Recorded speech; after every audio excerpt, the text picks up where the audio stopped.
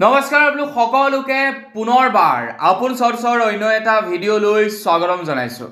আমাৰ অসমত এগৰাকী এছিএছ বিষয়াই লগাইছে টুলপাৰ। এগৰাকী এছিএছ বিষয়াৰ ঘৰত ওলাইছে লাখে লাখে টকা। এগৰাকী এছিএছ বিষয়াৰ ঘৰত ওলাইছে অজস্ৰ সা সম্পত্তি। বেংকৰ লকাৰত ওলাইছে অজস্ৰ টকা।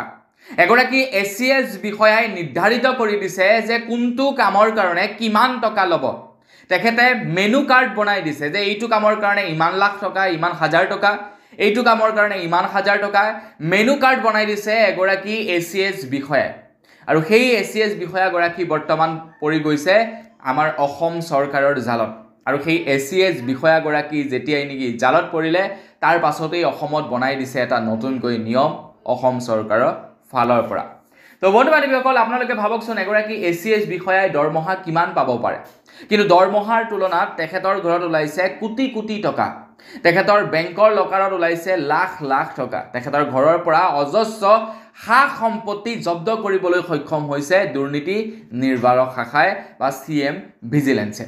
গতিকে ভাবক কিমান নেক্সট লেভেলত তেখেতে দুৰ্নীতি কৰি আছিলে এইখন অসমত, যিটো সময়ত নেকি অসমৰ মুখ্যমন্ত্ৰী ডক্টৰ হিমন্ত বিশ্ব শৰ্মাদেৱে কৈ আছে যে আমাৰ অসমত কোনো কাৰণতে কেতিয়াও কোনো পধ্যে দুৰ্নীতি হ'ব নোৱাৰিব। সেইখন অসমত কিন্তু হিমন্ত বিশ্ব শৰ্মাদেৱক আওকাণ কৰি দুৰ্নীতি চলাই আহিছে একাংশ বিষয়ববীয়াই। তো আজিৰ পৰা দুই এদিন পূৰ্বে মই অৰুণাচল প্ৰদেশৰ এটা নিউজ চেনেলৰ ভিডিঅ' চাইছিলোঁ। নিউজ চেনেলটোৰ নাম হৈছিলে অৰুণ ভূমি। অৰুণ ভূমিৰ যিজন নেকি ৰিপৰ্টাৰ আছিলে, ৰিপৰ্টাৰজনে তেখেতে চৰকাৰী অফিচত গৈ ৰিপৰ্টিং কৰিছিলে। চৰকাৰী অফিচত চৰকাৰী অফিচাৰসকলে দেৰিকৈ আহে তাৰ ৰিপৰ্টিং কৰিছিলে আৰু ৰিপৰ্টিং কৰি গোটেই খোলাচা কৰি দিছিলে। তো আমাৰ অসমৰ ৰিপৰ্টাৰসকলৰ এনে সাহস আছেনে বাৰু তেনেকুৱাকৈ ৰিপৰ্টিং কৰিবৰ কাৰণে? নে তেওঁলোকে ৰিপৰ্টিং কৰিবলৈ যায় নে তাতে গৈ তেওঁলোকে মেনেজ হৈ যায়? তো তেনেকুৱা ধৰণৰ কাম কাজবিলাক কিয় নকৰে? যদি তেনেকুৱা ধৰণৰ কাম কাজবিলাক কৰিবলৈ লয় ন, এনেকুৱা ধৰণৰ দুৰ্নীতিবিলাক টোটেলি নাইকিয়া হ'ব। কাৰণ সৰ্বসাধাৰণ জনসাধাৰণে ভিডিঅ' ৰেকৰ্ডিং কৰিবলৈ গ'লে তেখেতক অপদস্থ কৰি পঠাই দিব, কিন্তু এজন যদি সাংবাদিকে নিউজ কৰিবলৈ যায় তেখেতক অপদস্থ কৰিবৰ কাৰণে অকণমান সাহস কিন্তু নকৰিব। হয়নে নহয় আপোনালোকে জনাব। তো আপোনালোকক বাৰু আজি খবৰটোৰ বিষয়ে জনাম, অসম চৰকাৰে কি নিয়ম বনাইছে সেই সম্পৰ্কে জনাম। তো তাৰ আগতে আপোনালোকক এছিএছ নুপুৰ বৰাৰ বিষয়ে কৈ লওঁ। তো এছিএছ নুপুৰ বৰাৰ ওপৰত CM ভিজিলেন্সৰ বহুদিনৰে পৰা চকু আছিলে। তেখেত হৈছে বৰপেটাৰ এগৰাকী এছিএছ বিষয়া আৰু তেখেতে বোলে হিন্দু মানুহৰ মাটি মুছলিম মানুহক নামজাৰি কৰি দিবৰ কাৰণে তেখেতে পইচা লৈছিলে। পইচা খাই তেখেতে নামজাৰি কৰি দিছিলে। হিন্দু মানুহৰ মাটি মুছলমান মানুহক নামজাৰি কৰি দিছিলে।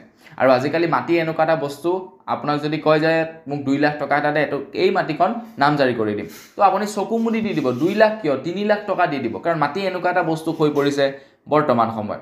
গতিকে নুপুৰ বৰাই সেই সুবিধাটো লৈছিলে, হিন্দু মানুহৰ মাটি মুছলমানৰ নামত কৰি দিছিলে। তো নুপুৰ বৰাৰ অজস্ৰ সম্পত্তি আছিলে ঘৰত। তো তেখেতে কোনো এটা কাম কৰিবৰ বাবে মেনু কাৰ্ড বনাই দিছিলে।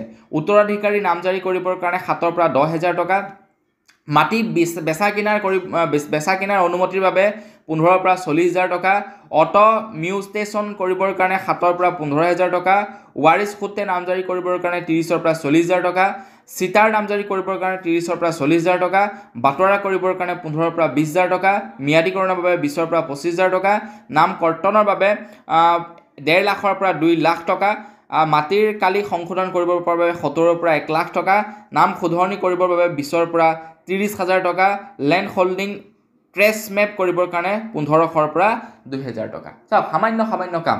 আৰু যিখিনি কাম নেকি আজিকালি মিছন বসুন্ধৰাৰ অধীনত ফ্ৰীকৈ কৰিব লাগে, সেই কামখিনিৰ বাবে 1 লাখ 2 লাখ টকা পৰ্যন্ত লয় নুপুৰ বৰাই। আৰু অজস্ৰ সম্পত্তি গোটাই লৈছিলে। মানে টকা লৈ কাম কৰি দিয়ে, মানুহে বিশ্বাস কৰে কামটো মানে হৈ যায়, পইচা দি দিয়ে আৰু যে মোক কামটো হ'ব লাগে, হয়নে নহয়? এতিয়া এনেকুৱা হৈ গৈছে, মানুহৰ মাটি বাৰীৰ কাম কাজবিলাক এনেকুৱা হৈছে, মুঠতে কাম হ'ব লাগে, পইচা দি হ'লেও মুঠতে কাম হ'ব লাগে। আৰু নুপুৰ বৰাই তাৰেই সুবিধা লৈছিলে। তো তাৰ পাছতেই নুপুৰ বৰাৰ ঘৰৰ পৰা জব্দ কৰিছিলে অসম চৰকাৰৰ CM ভিজিলেন্সে কেইবা লাখো টকা। তাৰ লগতে প্ৰায় 15টাকৈ হীৰাৰ আঙুঠি, প্ৰায় 2ডাল হীৰাৰ নেকলেছ, হীৰাৰ ব্ৰেচলেট 3ডাল, সোণৰ চেইন উদ্ধাৰ কৰিছিলে 14ডাল তাৰ লগতে 92 লাখ টকা উদ্ধাৰ কৰিছিলে তেখেতৰ এটা বাসগৃহৰ পৰা গোটানগৰ বাসগৃহৰ পৰা 92 লাখ টকা 92,50,400 টকা নগদ ধন উদ্ধাৰ কৰিছিলে বৰপেটাৰ ভাড়াঘৰৰ পৰা তেখেতৰ উদ্ধাৰ কৰিছিলে প্ৰায় 10 লাখ টকা আৰু তাৰ লগতে তেখেতৰ এটা লকাৰৰ পৰা 23 লাখ টকা জব্দ কৰিবলৈ সক্ষম হৈছে 23 লাখ টকা জব্দ কৰিছে ভাবক নগদ ধন প্ৰায় 1 কোটি টকা আৰু তেখেতৰ লকাৰৰ পৰা প্ৰায় 23 লাখ টকা মানে প্ৰায় 1 কোটিৰ ওপৰত ধন জব্দ কৰিছে 1 কোটিটো কিন্তু কম টকা নহয় আকৌ এইটো মনত ৰাখিব তো এই নুপুৰ বৰাৰ এনে ধৰণৰ কাণ্ডৰ পাছতেই এতিয়া অসম চৰকাৰে গুৰুত্বপূৰ্ণ সিদ্ধান্ত লৈছে যদি অসমত এতিয়া কোনো লোকে তেনেকুৱা মাটি বাৰী নামজাৰি কৰিবৰ কাৰণে বা ধৰি লওক মাটি মানে যিকোনো কাম কৰিবৰ কাৰণে যদিহে মাটি বাৰীৰ লগত জড়িত কোনো যদি যিকোনো কামৰ বাবে যদি পইচা বিচাৰে তেনেহ'লে আপোনালোকে কমপ্লেইন কৰিব পাৰিব এটা হোৱাটছআপ নাম্বাৰত নাম্বাৰটো আপোনালোকক জনাইছোঁ নাম্বাৰটো টুকি ৰাখিব 6026901243 এই নাম্বাৰটোত আপোনালোকে এতিয়া হোৱাটছআপৰ জৰিয়তে কমপ্লেইন কৰিব পাৰিব যদিহে আপোনালোকৰ কিবা অভিযোগ থাকে ঠিক আছে কিমান সোনকালে অভিযোগটো আপোনাৰ ফলপ্ৰসূ হ'ব সেই সম্পৰ্কে ক'ব নোৱাৰো কাৰণ নুপুৰ বৰাৰ নিচিনা হয়তো বহুতো এছিএছ বিষয়া আছে যিবিলাকে নেকি এই কাম চলাই আছে কেৱল ধৰা পৰিছে নুপুৰ বৰা আৰু নুপুৰ বৰা ধৰা হয়তো পৰাৰ মেইন কাৰণ হৈছে নুপুৰ বৰাৰ মানে তেখেতৰ ইনকমতকৈ সম্পত্তি বেছি হোৱাৰ চকুত পৰিছিলে যাৰ কাৰণে নেকি হয়তো অসম চৰকাৰৰ CM ভিজিলেন্সৰ নজৰত আহিছিলে আৰু যাৰ কাৰণে সেইটো তেখেতলোকে নিজাববীয়াকৈ মানে আপোনাৰ ইনভেষ্টিগেশ্যন চলাইছিলে গতিকে বেলেগ কিমান চলি আছে তেনেকুৱা কাম ঠিক নাই গতিকে তথাপিও আপোনালোকে কমপ্লেইন কৰি চাব পাৰে কিমান ফলপ্ৰসূ হয় সেইটো আপোনালোকে নিজেই গম পাব তো বন্ধু বান্ধৱীসকল বছ আজিৰ ভিডিঅ' জনাবলগীয়া সৰু এটা ইনফৰমেশ্যন ইমান আছিলে জানি কেনে পালে জনাব পুনৰ এবাৰ লগ পোৱাৰ খাজলৈ বিদায় মাগিছোঁ ধন্যবাদ জয় অসম